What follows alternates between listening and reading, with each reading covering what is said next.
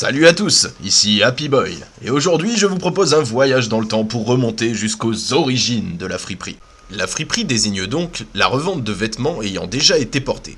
Certaines friperies sont tenues par des organismes caritatifs, les vêtements provenant des dons des particuliers. La collecte, le tri, les éventuelles réparations et la mise en vente des vêtements peuvent être assurés par une entreprise de réinsertion sociale. D'autres fonctionnent sur le principe célèbre du dépôt-vente. Les vêtements sont apportés par des particuliers et la friperie leur tient lieu d'intermédiaire commercial. Certaines achètent même les vêtements, généralement au poids, lors de déstockage d'usines ou de magasins traditionnels. Enfin, certains rachètent la fripe à des importateurs, ouvrant ainsi la porte aux vêtements venus de l'étranger.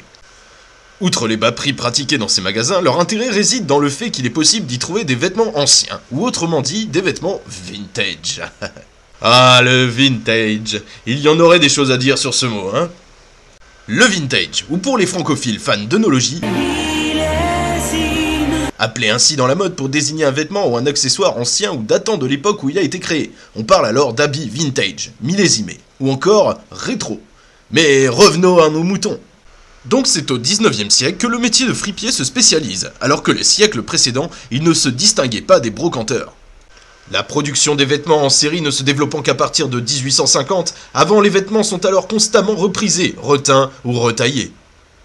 Les fripiers en boutique se distinguent des fripiers étaliers vendant dans la rue, comme dans le carreau du Temple dans le 3e arrondissement de Paris, au lieu de la fripe française.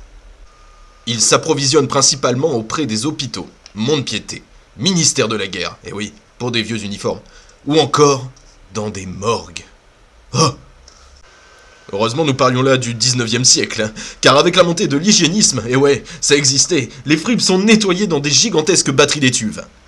D'ailleurs, le terme marché aux puces vous en dit long, sur ça.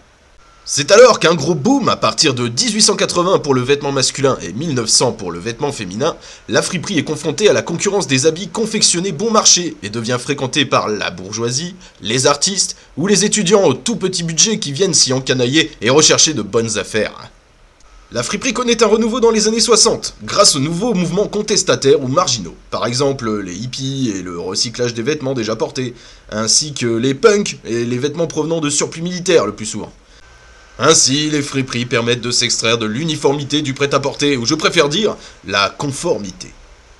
Ainsi se termine notre rétrospective sur les friperies. Alors n'hésitez pas à rejoindre notre page Facebook, il y aura toujours plus d'infos, vous pourrez même me poser des questions à ce sujet. N'hésitez pas surtout également à passer à la boutique pour venir voir tout ça. Et voilà, en tout cas moi je vous remercie d'avoir regardé jusqu'au bout, c'est déjà super et j'espère vous voir bientôt à la boutique. Ciao!